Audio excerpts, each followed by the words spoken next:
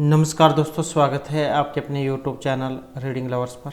दोस्तों आज की जो वीडियो इसमें हम करने वाले हैं, हरियाणा में जो सीईटी में जो आपका ग्रुप डी वाला जो एग्ज़ाम होने वाला है, और ये जो क्वेश्चन है आपके ग्रुप डी के अलावा HSC का कोई सा भी एग्ज़ाम हो, चाहे इसमें आपका स्टेट वाला है या फिर जो है DT+B वाला या एकलव्य मॉडल वाला। तो कहने का मतलब है यहाँ पर जो हम क्वेश्चन करने वाले हैं आपके सभी कॉम्पिटिटिव एग्ज़ाम के लिए महत्वपूर्ण रहेंगे, जिसमें हम आपके current affair, science, Hindi, English, Haryana GK इन सभी से संबंधित जो महत्वपूर्ण क्वेश्चन हैं उनको आज की वीडियो में करने वाले हैं। और अगर आप हमारी से पहले वाली वीडियो को अगर आप देखना चाहते हैं तो इसे आप हमारे चैनल की प्लेलिस्ट में जाकर देख सकते हैं। तो हमारा जो यहाँ पर पहला जो क्वेश्चन है, एशिया कप में सर्वाधिक विकेट लेने वाले भारतीय गेंदबाज इनमें से हाल ही में कौन बने हैं? कुलदीप यादव, रविंद्र जडेजा, जसप्रीत बुमराह या मोहम्मद सिराज। तो जो हाल ही में एशिया कप हुआ है इसमें सर्वाधिक विकेट लेने वाले भारतीय गेंदबाज इनमें से कौन बने हैं? और भारतीय जो गेंदबाज बने हैं इनका नाम रविंद्र जडेजा है, जो यहाँ पर ऑप्शन बी में आया है। उसके बाद जो नेक्स्ट आ जाता है, 5वीं राष्ट्रीय व्हील चेयर रग्बी चैंपियनशिप 2023 का खिताब हाल ही में किसने जीता है? तो ये 5वीं राष्ट्रीय व्हील चेयर रग्बी चैंपियनशिप 2023 का खिताब महाराष्ट्र, राजस्थान, उत्तर प्रदेश या फिर बिहार ने। तो ये जो चैंपियनशिप 2023 का जो खिताब हाल ही में जीता गया है तो ये महाराष्ट्र के द्वारा जीता गया है, जो यहाँ पर ऑप्शन ए में है। उसके बाद जो नेक्स्ट है, दुनिया के सबसे ऊंचे फाइटर एयरफील्ड का विकास कहाँ किया जा रहा है? तो ये दुनिया के सबसे ऊंचे फाइटर एयरफील्ड का विकास श्रीनगर, बाकू, काठमांडू या फिर लद्दाख में। तो दुनिया के सबसे ऊंचे फाइटर एयरफील्ड का विकास और यह किया जा रहा है लद्दाख में, जो यहाँ पर ऑप्शन डी में आया है। नेक्स्ट है, इंडोनेशिया मास्टर्स 2023 में पुरुष एकल खिताब किस खिलाड़ी ने हाल ही में जीता है? तो इंडोनेशिया मास्टर्स 2023 में पुरुष एकल का खिताब जीतने वाले खिलाड़ी किरण जॉर्ज, लक्ष्य सेन, को ताकाहाशी या प्रियांशु रावत। तो इंडोनेशिया मास्टर्स 2023 में पुरुष एकल में यहाँ पर क्या है, ये पुरुष एकल खिताब जीतने वाले खिलाड़ी और इनका नाम है किरण जॉर्ज। उसके बाद जो नेक्स्ट है, US ओपन 2023 का, यहाँ पर है महिला एकल का खिताब किसने जीता है? अरीना सबालेंका, एनिन राउटलिफ, कोको गॉफ या गैब्रिएला डाब्रोवस्की। तो US ओपन 2023 का और महिला एकल का खिताब और ये जीता गया है ऑप्शन सी कोको गॉफ के द्वारा। तो यहाँ पर ये महिला एकल का खिताब और जो पुरुष एकल का खिताब इंडोनेशिया मास्टर्स जो 2023 में पुरुष एकल का खिताब ये किरण जॉर्ज ने जीता है, और जो US ओपन 2023 का महिला एकल का खिताब ये कोको गॉफ के द्वारा जीता गया है। तो दोनों ही क्वेश्चन यहाँ पर महत्वपूर्ण हैं। उसके बाद आ जाता है वर्ष 2024 के शांति स्वरूप भटनागर पुरस्कार के लिए कितने वैज्ञानिकों को चुना गया है? तो यह वर्ष 2022 के शांति स्वरूप भटनागर पुरस्कार के लिए 10, 11, 12 या फिर 13 को। तो वर्ष 2022 के शांति स्वरूप भटनागर पुरस्कार के लिए जो यहाँ पर वैज्ञानिकों को चुना गया है इनकी संख्या 12 है, जो यहाँ पर ऑप्शन सी में है। उसके बाद है, नई दिल्ली G20 शिखर सम्मेलन के दौरान किस संघ को स्थायी सदस्य के रूप में हाल ही में शामिल किया गया है? तो नई दिल्ली में जैसे कि आपको पता है G20 का शिखर सम्मेलन जो हुआ है, और यहाँ पर किस संघ को स्थायी सदस्य के रूप में हाल ही में इनमें शामिल किया गया था? आसियान, अफ्रीकन यूनियन, सार्क या ओपेक को। तो यहाँ पर जो इसमें शामिल किया गया है जो ये ऑप्शन बी में है, अफ्रीकन यूनियन को। उसके बाद है, नई दिल्ली में जो G20 शिखर सम्मेलन के दौरान भारत ने G20 की अध्यक्षता किस देश को सौंपी है? इंडोनेशिया, USA, जापान या ब्राज़ील को। मतलब जो अगला जो यहाँ पर G20 का जो ये शिखर सम्मेलन होगा तो ये जिम्मेदारी जो आगे जो होगा ये ब्राज़ील में होगा, जो यहाँ पर ऑप्शन डी में दिया गया है। उसके बाद है, वनडे इंटरनेशनल क्रिकेट में सबसे तेज 150 विकेट लेने वाले भारतीय स्पिनर कौन बने हैं? युजवेंद्र चहल, रविंद्रन अश्विन, शार्दुल ठाकुर या कुलदीप यादव।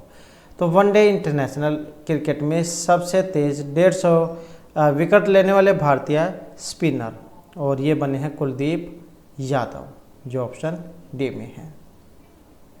उसके बाद आ जाता है केंद्रीय मंत्रिमंडल ने हाल ही में किस योजना के विस्तार को मंजूरी दी है। किसने? केंद्रीय मंत्रिमंडल ने। प्रधानमंत्री उज्ज्वला योजना, हर घर जल योजना, जनधन योजना या पीएम किसान योजना। तो केंद्रीय मंत्रिमंडल ने हाल ही में किस योजना के विस्तार को मंजूरी दी है, और ये मंजूरी दी गई है प्रधानमंत्री उज्ज्वला योजना को। उसके बाद है वर्ल्ड यूनिवर्सिटी गेम में किस भारतीय ने 10 मीटर एयर राइफल इवेंट में गोल्ड मेडल जीता है। तो वर्ल्ड यूनिवर्सिटी गेम में किस भारतीय ने 10 मीटर एयर राइफल इवेंट में? दिव्यांश सिंह पवार, ईश्वर प्रताप सिंह तोमर, अर्जुन बाबूता या सौरभ चौधरी।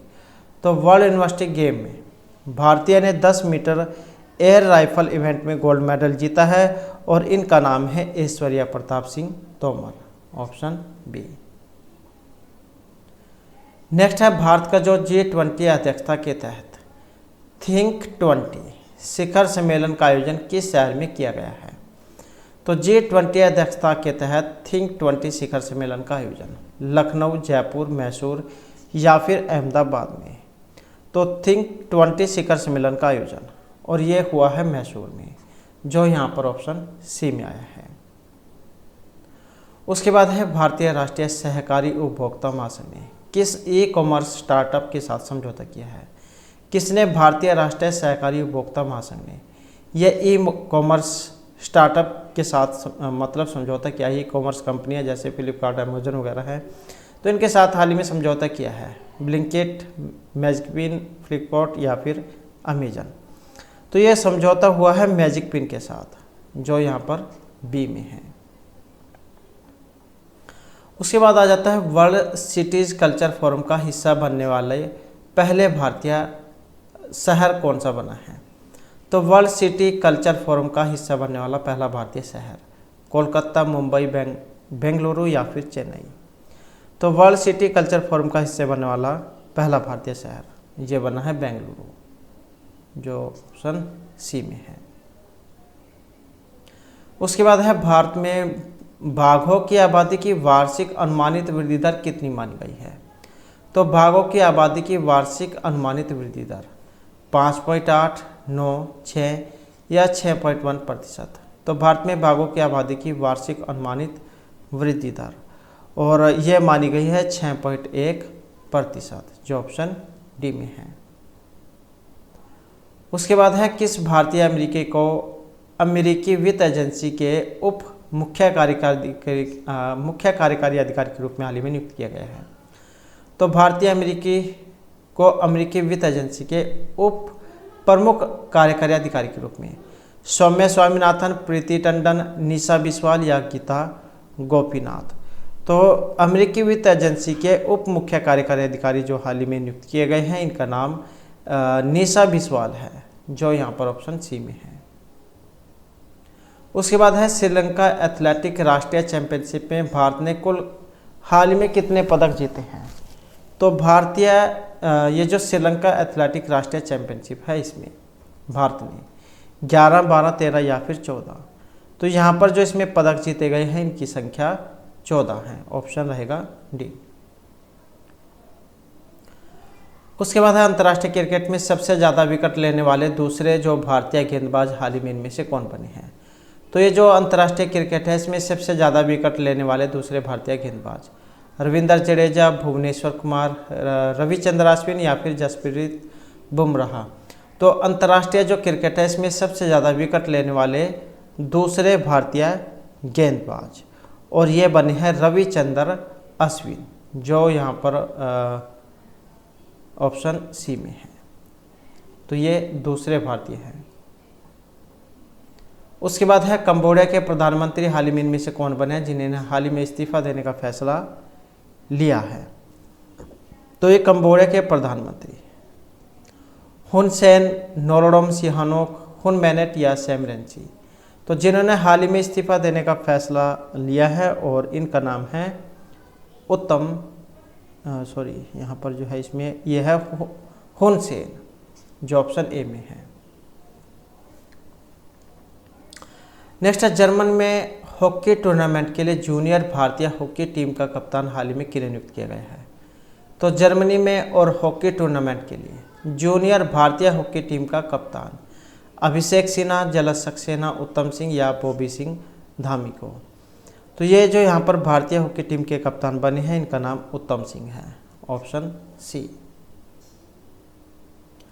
उसके बाद है, एशियन पेंट्स ने कंपनी के नए अध्यक्ष के रूप में हाल ही में किन्हें नियुक्त किया है? तो एशियन पेंट्स को आप जो अच्छी तरीके से जानते होंगे, जिनकी ऐड भी आती है घरों में जो रंग रोगन के लिए। तो एशियन पेंट्स ने कंपनी के नए अध्यक्ष के रूप में हाल ही में नियुक्त किया है रवि रंजन सिंह, आर शेषसाई, महेश अग्रवाल या अजय सिन्हा। तो यहाँ पर देखें तो ऑप्शन जो है ऑप्शन रहेगा बी वाला, तो इनका नाम है आर शेषसाई। उसके बाद है, बम्बे हाई कोर्ट के मुख्य न्यायाधीश के रूप में हाल ही में किन्हें नियुक्त किया गया है? धीरज सिंह ठाकुर, देवेंद्र कुमार उपाध्याय, विनय कुमार सिंह या सतीश चंद्र रावत को। तो बॉम्बे हाई कोर्ट के मुख्य न्यायाधीश के रूप में हाल ही में नियुक्त किया गया है और ये नियुक्त किए गए हैं देवेंद्र कुमार उपाध्याय, जो यहाँ पर बी में है। उसके बाद है, 2020 इंटरनेशनल क्रिकेट इतिहास में 7 विकेट लेने वाले पहले गेंदबाज हाल ही में कौन बने हैं? तो 2020 इंटरनेशनल क्रिकेट इतिहास में 7 विकेट लेने वाले पहले गेंदबाज रहमान मलिक, मुकेश सिंह, मोहम्मद सिराज या सियाजुल एजाज इदरस। तो 7 विकेट लेने वाले पहले गेंदबाज बने हैं 2020 इंटरनेशनल क्रिकेट में और इनका नाम है सियाजुल एजाज इदरस, ऑप्शन रहेगा डी। उसके बाद है, सीरिया में भारत के अगले राजदूत के तौर पर हाल ही में किन्हें नियुक्त किया गया है? सैयद अकबरुद्दीन, राहुल मिश्रा, पीके सिन्हा या इरशाद अहमद को। तो सीरिया में भारत के अगले राजदूत जो हाल ही में नियुक्त किए गए हैं और यह है इरशाद अहमद, ऑप्शन डी। उसके बाद है, किस देश ने लिंग परिवर्तन और ट्रांसजेंडर विवाह पर प्रतिबंध लगा दिया है? तो लिंग परिवर्तन और ट्रांसजेंडर विवाह पर चीन, यूएसए, यूके या फिर रूस ने, और यह जो प्रतिबंध लगाया गया है रूस के द्वारा, जो यहाँ पर ऑप्शन डी में है। नेक्स्ट है, किस देश ने टेस्ट क्रिकेट में सबसे तेज 100 रन बनाने का विश्व रिकॉर्ड हाल ही में बनाया है? तो किस देश ने टेस्ट क्रिकेट में सबसे तेज 100 रन बनाने का विश्व रिकॉर्ड? भारत, पाकिस्तान, श्रीलंका या ऑस्ट्रेलिया ने।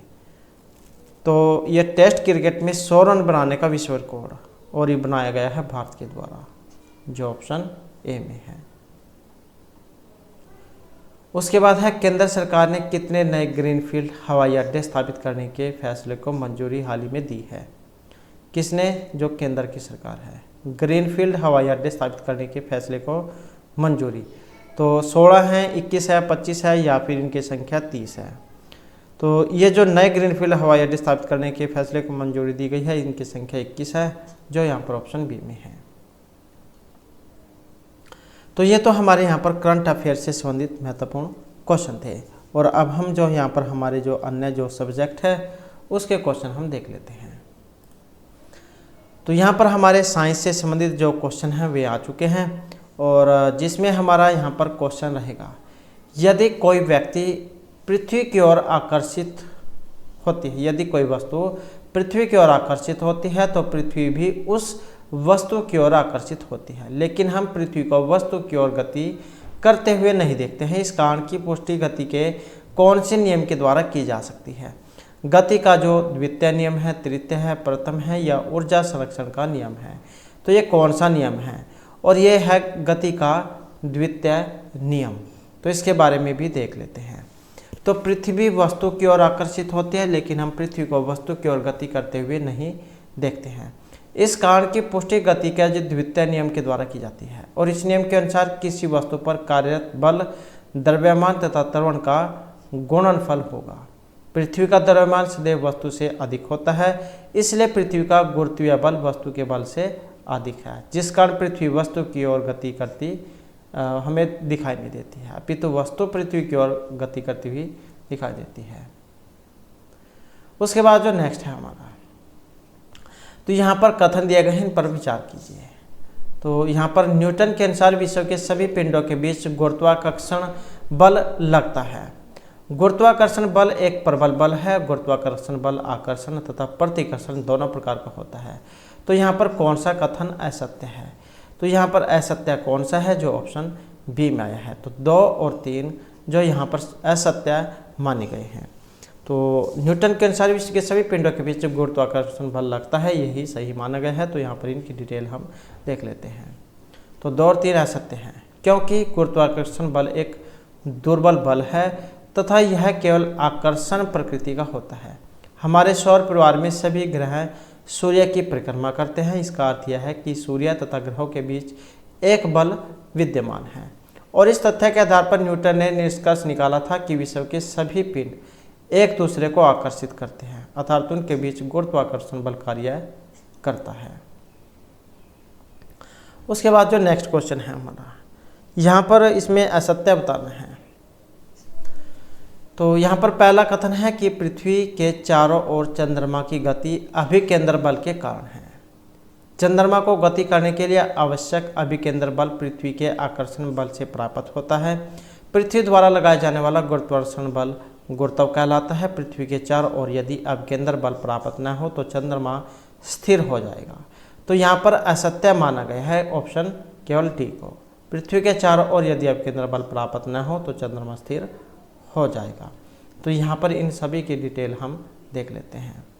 तो डी असत्य बताया गया है, क्योंकि पृथ्वी के चारों ओर चंद्रमा की गति अभिकेंद्रीय बल के कारण होती है, जो कि पृथ्वी के गुरुत्वीय बल द्वारा प्राप्त होता है। यदि ऐसा कोई बल प्राप्त न हो तो चंद्रमा एक समान गति से सरल रेखीय पथ पर चलता रहेगा। और इसके अलावा जो यहाँ पर अन्य जो आंसर थे, पृथ्वी के चारों ओर चंद्रमा की गति अभिकेंद्र बल के कारण है। चंद्रमा को गति करने के लिए आवश्यक अभिकेंद्र बल पृथ्वी के आकर्षण बल से प्राप्त होता है। पृथ्वी द्वारा लगाए जाने वाला गुरुत्वाकर्षण बल गुरुत्व कहलाता है। उसके बाद आ जाता है नेक्स्ट, गुरुत्वाकर्षण के सार्वत्रिक नियम का प्रतिपादन किसने किया था? आइंस्टीन ने, गैलीलियो, कोपरनिकस या फिर न्यूटन ने? तो गुरुत्वाकर्षण के सार्वत्रिक नियम का प्रतिपादन, और ये करने वाले हैं न्यूटन। तो यहाँ पर इनकी डिटेल भी देख लेते हैं। तो गुरुत्वाकर्षण के सार्वत्रिक नियम का प्रतिपादन किया था न्यूटन ने, जिनके अनुसार ब्रह्मांड के किन्हीं 2 पिंडों के मध्य कार्य करने वाला आकर्षण बल पिंडों के द्रव्यमान के गुणनफल के समानुपाती तथा उनके बीच की दूरी के व्युत्क्रम अनुपाती होता है। उसके बाद जो नेक्स्ट है, निम्नलिखित कथनों पर विचार कीजिए। तो पहला कथन रहेगा कि किन्हीं 2 पिंडों की दूरी बढ़ने के साथ तो गुरुत्वाकर्षण बल अधिक हो जाता है। दूसरा क्वेश्चन है, यदि पिंडों के द्रव्यमान अधिक कर दिए जाए तो उनके बीच गुरुत्वाकर्षण बल भी अधिक हो जाएगा। तो यहाँ पर जो कौन सा सत्य है, तो कोट वाला क्वेश्चन आप कह सकते हैं, और सत्य जो है यहाँ पर ऑप्शन केवल बी को माना गया है। तो यहाँ पर केवल जो है ये 2 सत्य है। यदि पिंडों के द्रव्यमान अधिक कर दिए जाए तो उनके बीच गुरुत्वाकर्षण बल भी अधिक हो जाएगा। तो यहाँ पर इनके बारे में देख लेते हैं।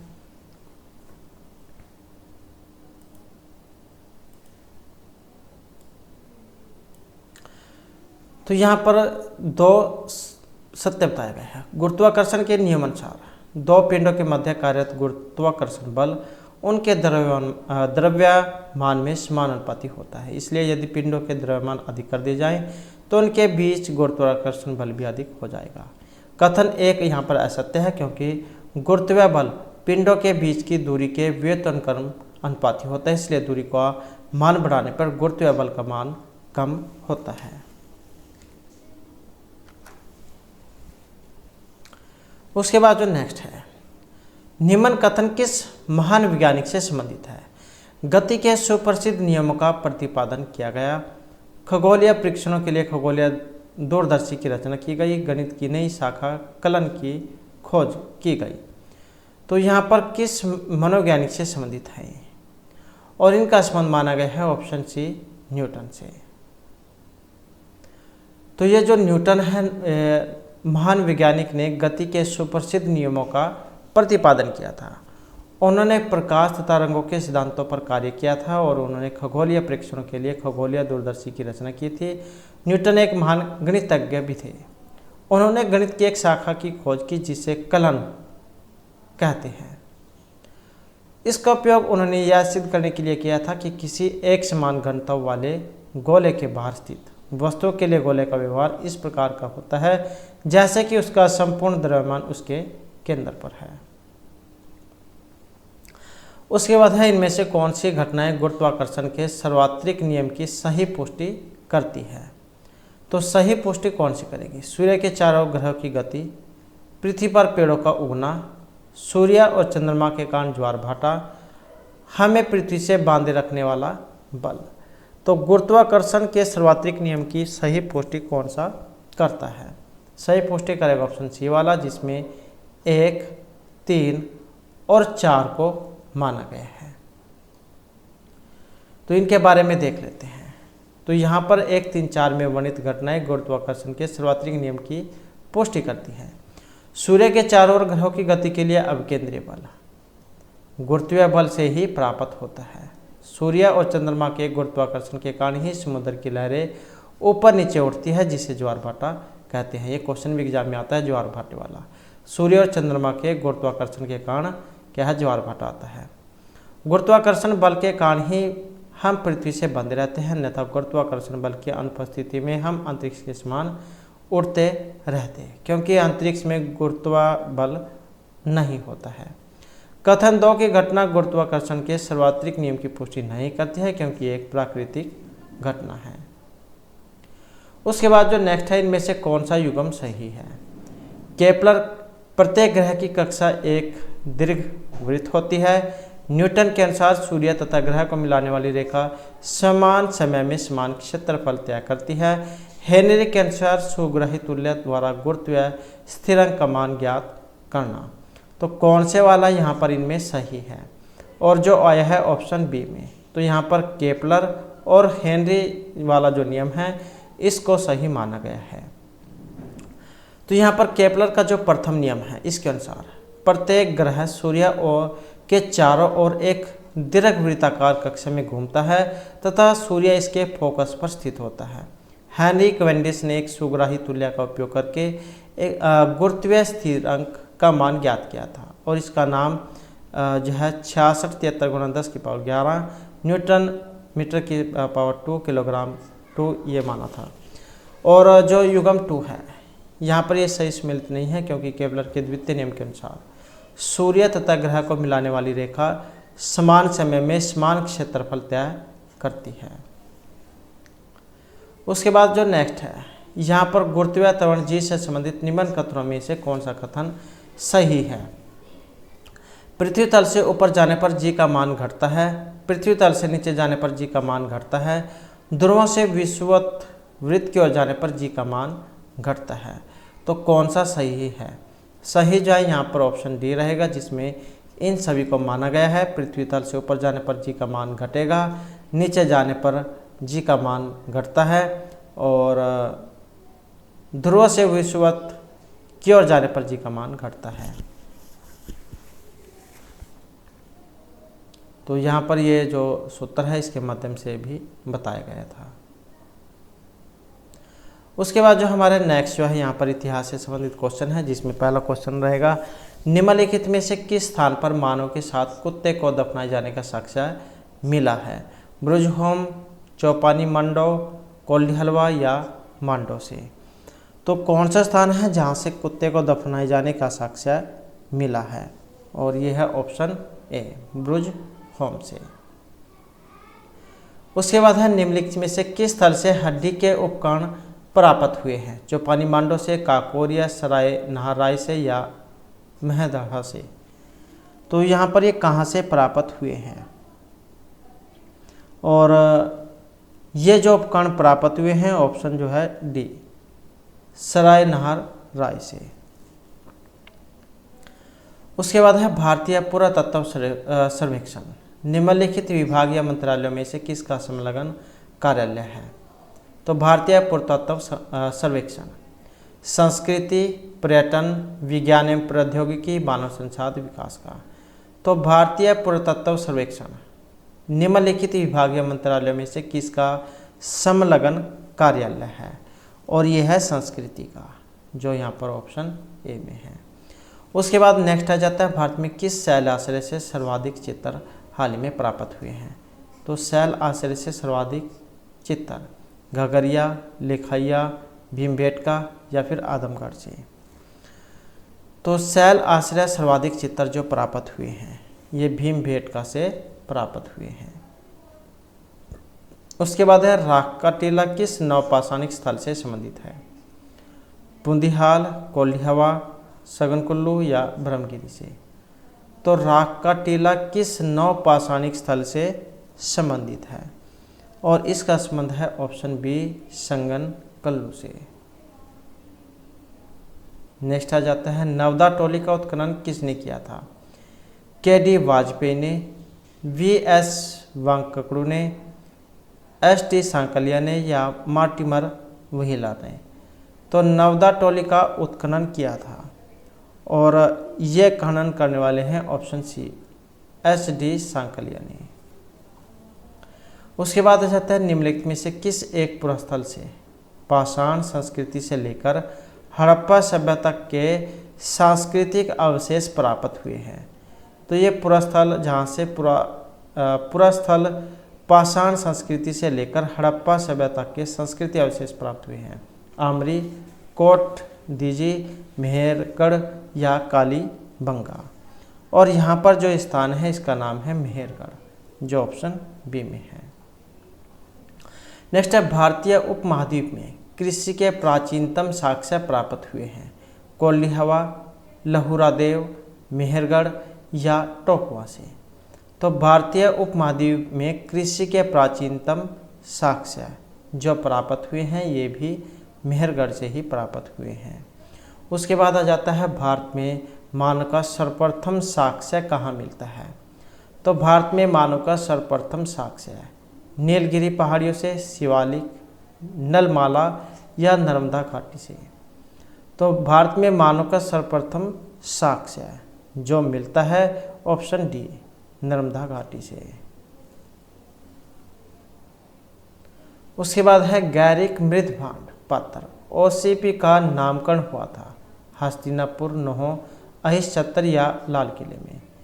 तो गैरिक मृदभांड ओसीपी का नामकरण और ये हुआ है हस्तिनापुर में। उसके बाद है, उत्खनित प्रमाणों के अनुसार पशुपालन का प्रारंभ हुआ था? निचले पूर्व पाषाण काल में, मध्य पूर्व पाषाण काल में, ऊपरी पाषाण काल में या मध्य पाषाण काल में। तो उत्खनित प्रमाणों के अनुसार पशुपालन का प्रारंभ माना गया है और ये माना गया है मध्य पाषाण काल में। नेक्स्ट आ जाता है, बृहद पाषाण स्मारकों की पहचान की गई है?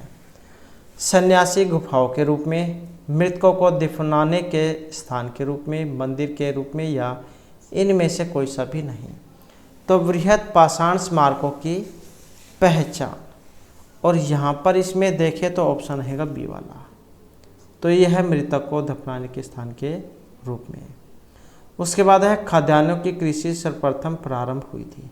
नवपाषाण काल में, मध्य पाषाण काल में, पूर्व पाषाण काल में या प्रोटो ऐतिहासिक काल में। तो खाद्यान्नों की कृषि सर्वप्रथम प्रारंभ हुई थी और यहाँ पर मानी गई है नवपाषाण काल में। उसके बाद है, भीमबेटका किसके लिए जाना जाता है?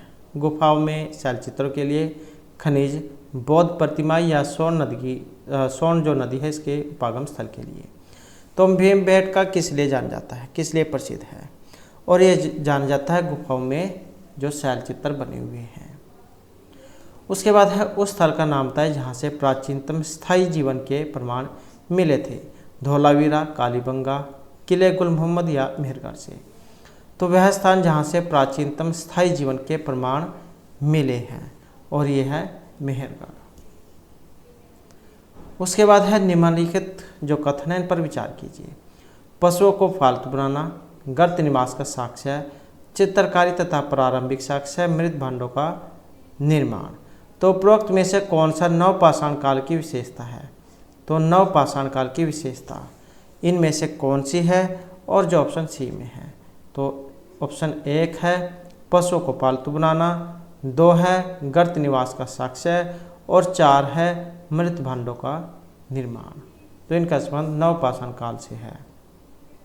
उसके बाद है प्राग ऐतिहासिक संस्कृति के संदर्भ में कौन सा एक कथन यहाँ पर असत्य है। तो प्राग ऐतिहासिक संस्कृति के संदर्भ में मानव द्वारा बनाए जाने वाला प्रथम औजार कुल्हाड़ी था। पुरापाषाण काल के मनुष्य संभवतः निग्रोट जाति के थे। चित्रित मृत भांडों का प्रयोग सर्वप्रथम ताम्रपाषाणी लोगों ने किया, और सर्वप्रथम बड़े बड़े गांवों की स्थापना नवपाषाण काल में हुई थी। तो कौन सा कथन यहाँ पर एक गलत है, असत्य है। असत्य जो ऑप्शन डी में ही रहेगा कि सर्वप्रथम बड़े बड़े गांव की स्थापना नवपाषाण काल में हुई थी। इसके अलावा जो 3 यहाँ पर सही हो जाते हैं, मानव के द्वारा बनाया जाने वाला प्रथम औजार कुल्हाड़ी, पुरापाषाण के मनुष्य जो संभवतः निग्रोट जाति के थे, और विचित्र मृत भांडों का प्रयोग सर्वप्रथम ताम्रपाषाणिक लोगों ने किया था। और उसके बाद जो हमारा नेक्स्ट सब्जेक्ट है, तो यहाँ पर हमारे जो सामान्य हिंदी से संबंधित क्वेश्चन आ जाते हैं, जिसमें पहला जो हमारा क्वेश्चन रहेगा निम्नलिखित में से कौन से वर्ण का उच्चारण स्थान तालु नहीं है। तो यहाँ पर एक जो तालु नहीं है, मतलब तालु से नहीं बोला जाता है। अब ये कौन सा है, तो यहाँ पर इसमें जो माना गया है ऑप्शन बी वाला दा जो है यही नहीं आता है। लरी तुलसा नाम दंता, लरी त्वरक, तो तथा दा, तो ये दांत से बोला जाता है, इसी कारण से ये नहीं है। अब ये जो ऐसा नाम तालु होता है, ये और चवरक या और शा, इनका जो उच्चारण स्थान है ये हमारे तालु से होता है। उसके बाद है निम्नलिखित में से सही वर्तनी का चयन कीजिए। तो सही बतानी है कौन से वाली है। यहाँ पर इनमें देखें तो सही है ऑप्शन ए वाली कृत्रिम, तो इसी को सही माना गया है। उसके बाद है यदि अ या आ के बाद ई या दीर्घ ही हो तो दोनों मिलकर ए हो जाते हैं, यह कौन सी स्वर्ण संधि का नियम है। जैसे यहाँ पर इस तरीके से है, जमा से पहले अ या फिर आ हो, और जमा के बाद में ई या दीर्घ ई हो। तो अगर ये दोनों मिलकर ए हो जाते हैं तो ये कौन सी संधि में होता है, दीर्घ, वृद्धि, गुण या अयादि स्वर संधि में। और ये जो उदाहरण है ऑप्शन सी गुण संधि का, जैसे रमेश हैं, उपेंद्र हैं, इस प्रकार से। उसके बाद है दर्शन का तद्भव रूप है दरस, दस, दर्शन या दर्शन। तो ये जो दर्शन है इसका तद्भव रूप, इसका जो यहाँ पर माना गया है ऑप्शन सी वाला दर्शन। एक होता है तत्सम, एक होता है तद्भव। तत्सम होता है जो संस्कृत का रूप वैसे लिखा पढ़ा बोला जाता है, और उसका परिवर्तित रूप होता है हिंदी में, जिसे तद्भव कहा जाता है। उसके बाद है कौन सा शब्द पक्षी का पर्यायवाची नहीं है, चिड़िया, खग, विहंग या मत्स्य। तो आसान क्वेश्चन है, ऑप्शन डी वाला ही हो जाएगा, क्योंकि मत्स्य जो है मछली को कह देते हैं। इसके अलावा जितने भी और ऑप्शन हैं ये सारे पक्षी के लिए प्रयुक्त होते हैं। उसके बाद है जमीन पर पैर न पड़ना। इस मुहावरे का अर्थ है अधिक घमंड करना, अस्वस्थ होना, लापता होना या मौज उड़ाना। तो जमीन पर पैर न पड़ना मुहावरे का अर्थ, और इसका जो अर्थ है यहाँ पर ऑप्शन ए में दिया गया है अधिक घमंड करना। गीता का भाई अमेरिका क्या चला गया, उसके पैर जमीन पर नहीं पड़ रहे हैं। उसके बाद है कौन सा समुच्चय बोधक अव्यय नहीं है, अर्थार्थ, अतएव, आजन्म या फिर अथवा। तो कौन सा समुच्चय बोधक अवयव नहीं है। अवयव क्या होते हैं, जो किसी भी लिंग, व्यक्ति, वचन, कारक आदि के कारण जिनमें कोई परिवर्तन न हो उनको अव्यय कहा जाता है। तो कौन सा समुच्चय बोधक यहाँ पर अवयव नहीं है। अब नहीं है जो ऑप्शन डी में आया है आजन्म। अब यहाँ पर एग्जाम में क्वेश्चन ये भी बन जाता है, यहाँ पर ये कौन सा समास है। तो यहाँ पर समास की बात करें तो आजन्म, तो अव्ययभाव समास यहाँ पर इसमें हो जाता है। उसके बाद आ जाता है हमारा नीलगाय। इसमें समास है, तत्पुरुष है, कर्मधारी है, अव्ययभाव या द्वंद्व समास है। तो नीलगाय में अगर हम समास की बात करें तो ऑप्शन सी वाला हो जाएगा इसमें। तो कर्मधारय जो समास है यहाँ पर इसमें माना गया है, नीली है जो गाय। उसके बाद है निम्नलिखित में से निर्देशक चिन्ह कौन सा है। तो इनमें बताना है निर्देशक कौन से वाला है। यहाँ पर जो इसमें माना गया है ऑप्शन डी वाला, जहाँ पर एक छोटी सी लाइन बनी होती है उसको कह देते हैं निर्देशक चिन्ह। जैसे ये है, इसके आगे इस प्रकार से लाइन लगा दी जाए, ये जैसे यहाँ पर लगी है ये वाली, तो इस प्रकार से निर्देशक, ये पूर्ण विराम और कोमा, अल्पविराम कह देते हैं, अर्धविराम, और ये क्वेश्चन मार्क। उसके बाद जो नेक्स्ट है,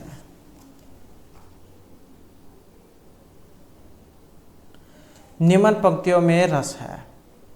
तो यहाँ पर रस बताना है, राग है कि रूप है कि, रस है कि जस है कि, तन है कि, मन है कि, प्राण है कि, प्यारी है।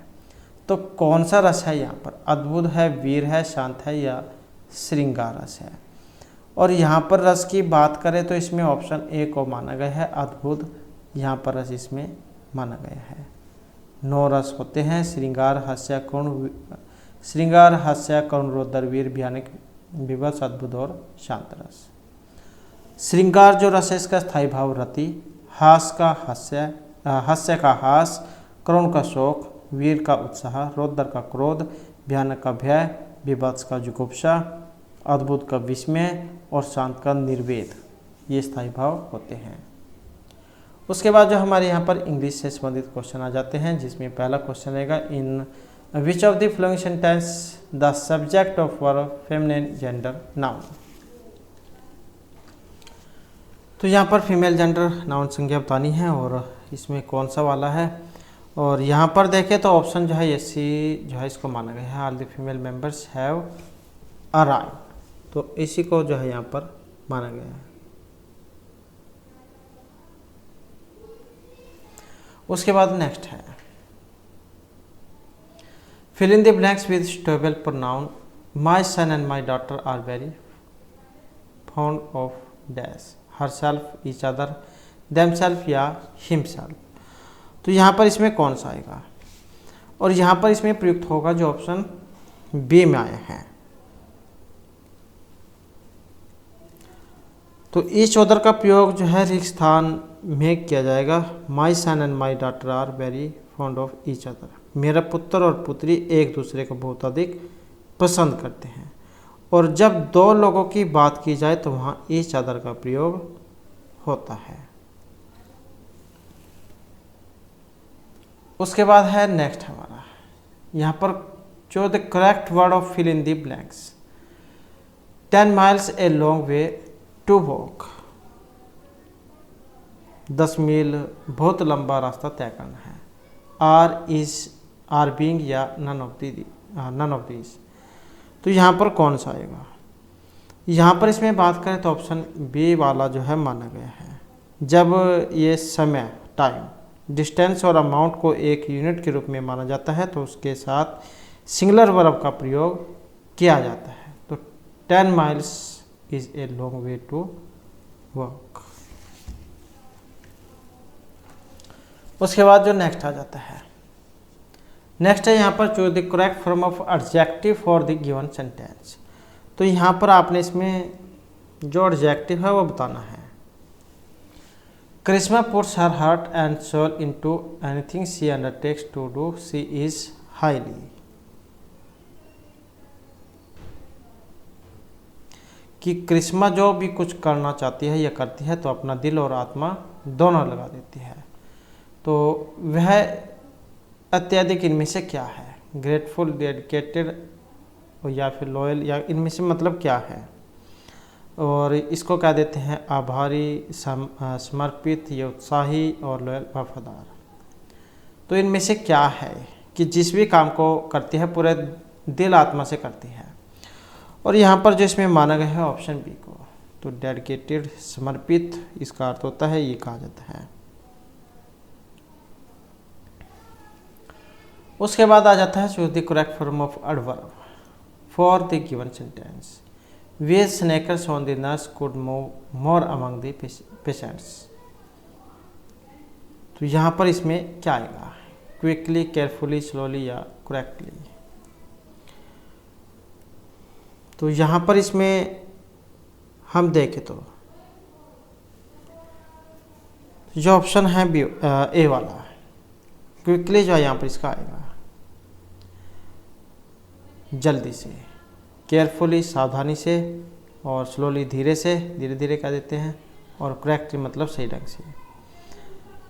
तो स्नीकर्स पहनकर जो है नर्स चल सकती थी, और कैसे, तो ये जो है यहाँ पर option A quickly mean fast in short, time का प्रयोग यहाँ पर रहेगा जो ऑप्शन ए में दिया गया है।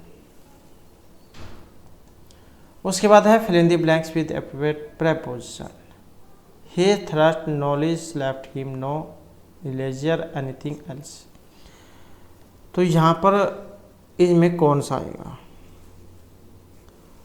और यहाँ पर जो इसमें देखें तो ऑप्शन रहेगा बी वाला, फॉर दोनों में फॉर का ही प्रयोग होगा। उनकी ज्ञान की प्यास ने उन्हें किसी और चीज़ से फुर्सत ही नहीं दी। तो his thirst for knowledge left him no leisure for anything else. तो उनकी ज्ञान की प्यास ने उन्हें किसी और चीज़ से फुर्सत ही नहीं दी। उसके बाद आ जाता है fill in the blanks with correct conjunction. Either he is mad, he feigns madness. या तो वह पागल है या पागलपन का नाटक करता है, नॉर, और, एंड या फिर सो। तो यहाँ पर ये नियम भी है एदर वाला, तो इसमें आएगा ऑप्शन बी, एदर और, नेदर नॉर। तो एदर ही इज मैड और ही फेगेंस मैडनेस, कि या तो वह पागल है या फिर पागलपन होने का नाटक कर रहा है। उसके बाद है in the question a sentence has been given in active passive form. Out of 4 alternatives just select the one which best express the same sentence in active passive form. तो जो सही है वो ही आपने यहाँ पर इसमें बताना है।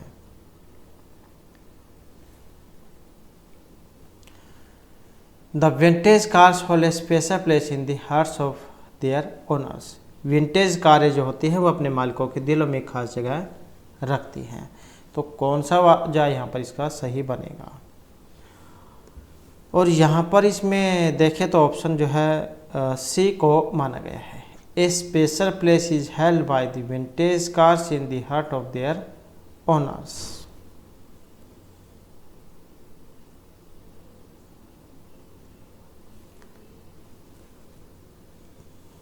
उसके बाद आ जाता है next, in the following question a sentence has been given direct indirect speech. Out of the following just select the one which best express the same sentence in direct.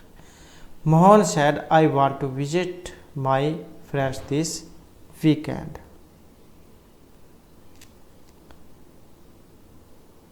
और इसमें कौन सा आएगा यहाँ पर, इसमें देखें तो ऑप्शन बनेगा बी वाला, Mohan said he wanted to visit his friends that weekend। तो यहाँ पर जो है इसमें आई को ही में, माई को हीज में, और निकटता सूचक शब्द दिस को दूरी सूचक शब्द दैट में बदला गया है। उसके बाद है which of the flowing sentence does not have an adjective clause. तो यहाँ पर ये एडजेक्टिव क्लॉज बताना है। I met him where he live, तो कौन सा वाला आएगा, और यहाँ पर इसमें देखें तो ऑप्शन रहेगा ये वाला, I met him where he lived. मैं उनसे वहाँ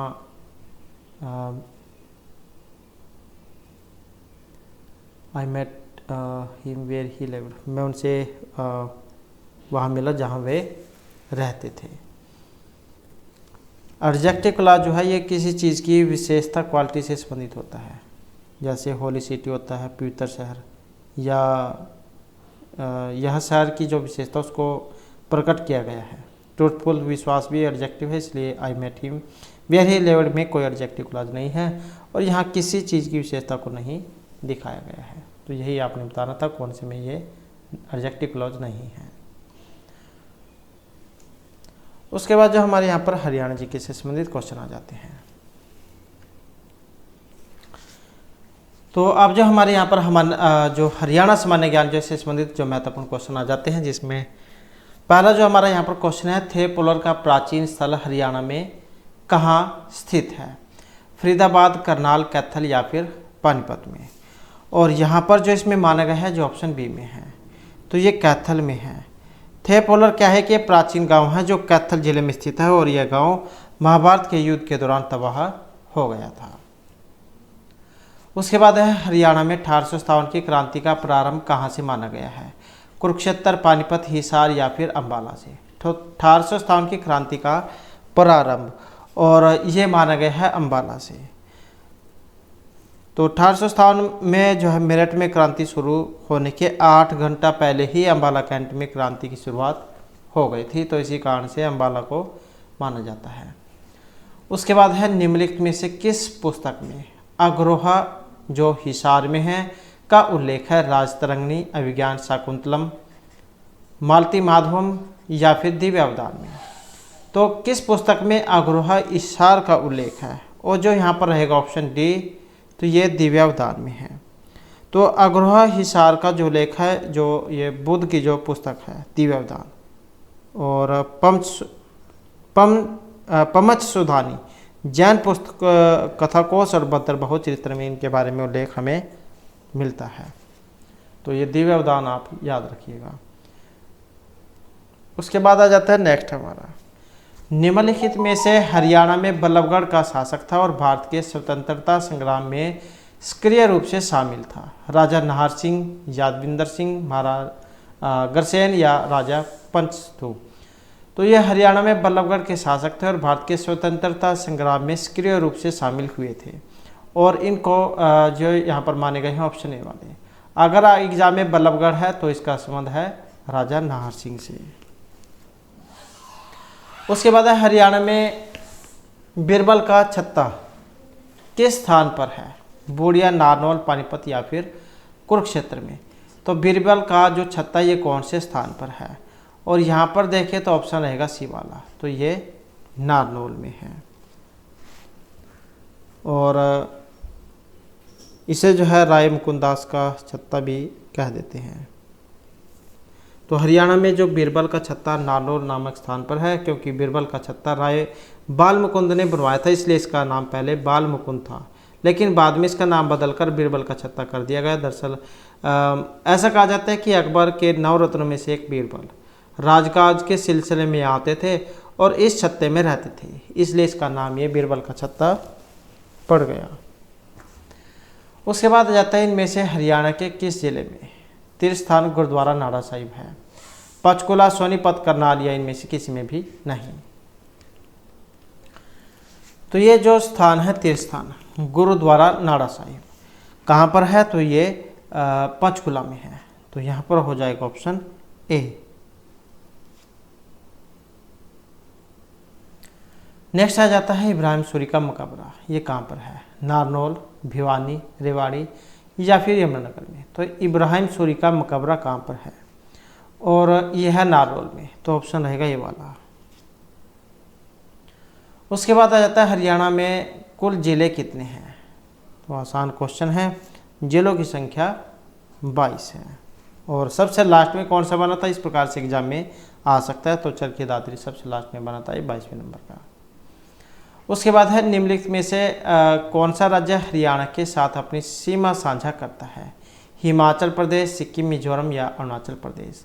हरियाणा के साथ अपनी सीमा साझा करता है इनमें से, और जो ऑप्शन ए में आया है तो ये हिमाचल प्रदेश है। हरियाणा राज्य जो है पंजाब, हिमाचल प्रदेश, राजस्थान, उत्तराखंड, उत्तर प्रदेश और दिल्ली के साथ अपनी सीमा साझा करता है। उसके बाद है हरियाणा का कुल क्षेत्रफल कितना है? वेरी वेरी इंपॉर्टेंट है, लगभग एग्जाम में आते ही आता है। तो हरियाणा का क्षेत्रफल कितना है? और यहाँ पर रहेगा ऑप्शन बी, तो यह है 44,212 वर्ग किलोमीटर। जो भारत के संपूर्ण क्षेत्रफल का 1.34% माना गया है। उसके बाद है अरावली पर्वतमाला की डोसी पहाड़ियाँ कहाँ स्थित है? नारनौल, मेवात, नूंह या पलवल में। अरावली पर्वतमाला की डोसी पहाड़ियाँ कहाँ पर हैं? और यहाँ पर जो हमारा आंसर ऑप्शन आएगा ये वाला, तो ये नारनौल में है। और ये जो पहाड़ी है इनकी ऊंचाई मानी गई है 1170 मीटर। उसके बाद है बड़खल झील, हरियाणा के किस जिले में है? सिरसा, करनाल, फरीदाबाद या फिर हिसार में। तो बड़खल झील हरियाणा के कौन से जिले में है? और यहाँ पर रहेगा ऑप्शन डी, तो ये फरीदाबाद में है।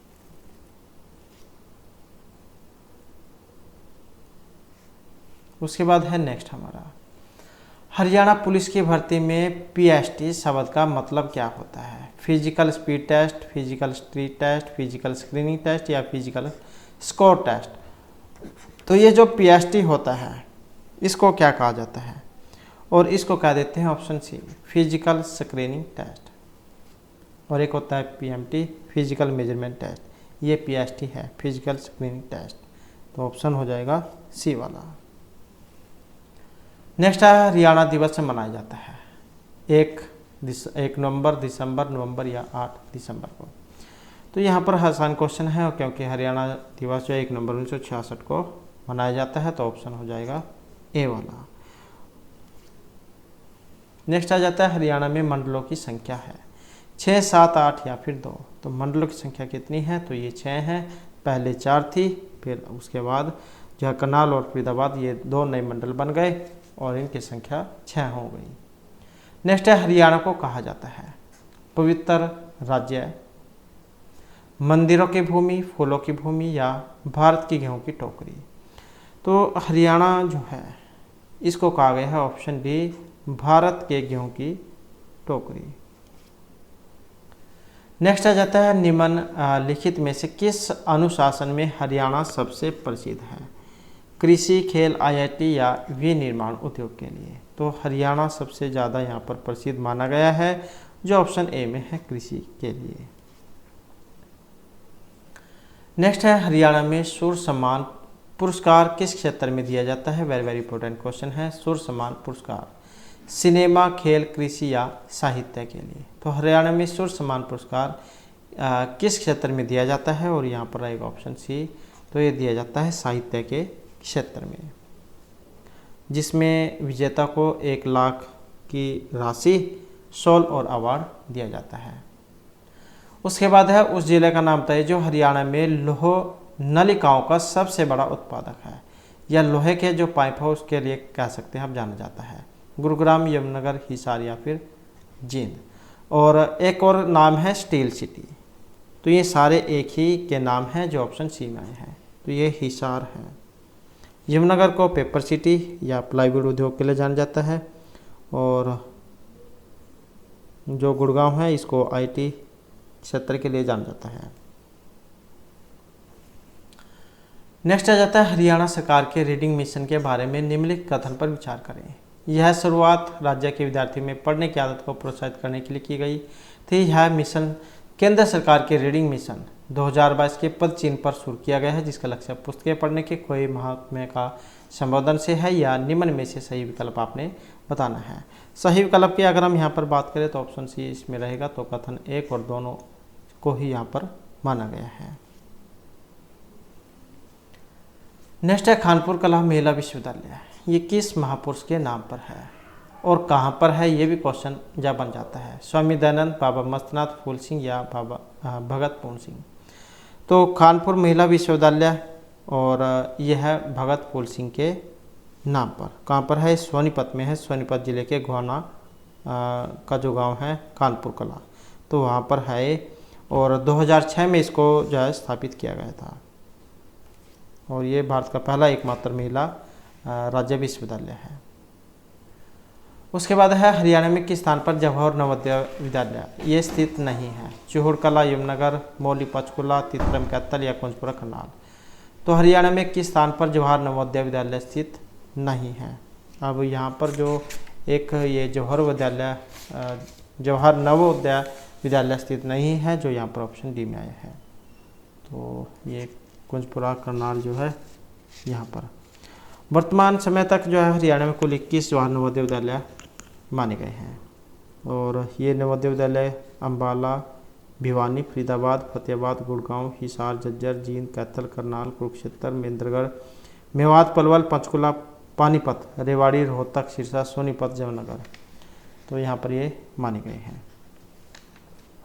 तो और अगर किसी को कुछ संख्या 21 से ज़्यादा कम लगती है तो आप कमेंट में बता सकते हैं।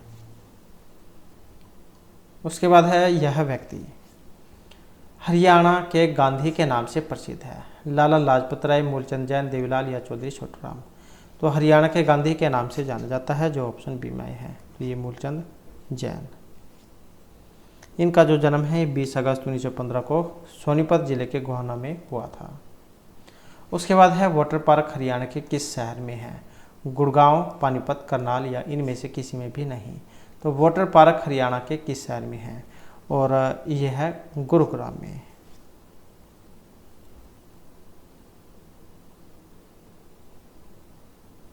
और इसे सेल्फी पॉइंट भी आप कह सकते हैं, इसके लिए भी जाना जाता है क्योंकि यहाँ पर लोग जब मतदान करने के बाद सेल्फी भी लेते हैं।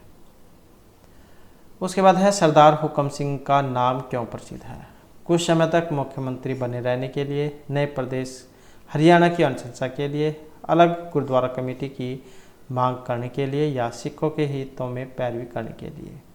सरदार हुकम सिंह ये क्यों प्रसिद्ध है? और इनको जाना जाता है नए प्रदेश हरियाणा की अनुशंसा करने के लिए।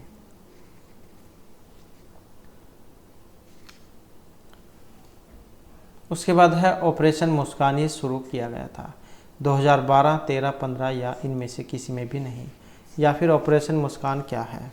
और यहाँ पर इसकी बात करें तो ऑप्शन रहेगा सी, तो ये हुआ था 2015 में। इसका जो उद्देश्य गुमशुदा बच्चों की पहचान करना और उनको सहायता प्रदान करने से है।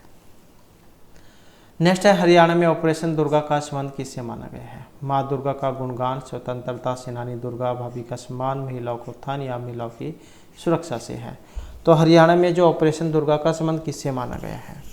ऑपरेशन दुर्गा की बात करें तो ऑप्शन रहेगा डी वाला, तो यह महिलाओं की सुरक्षा से माना गया है।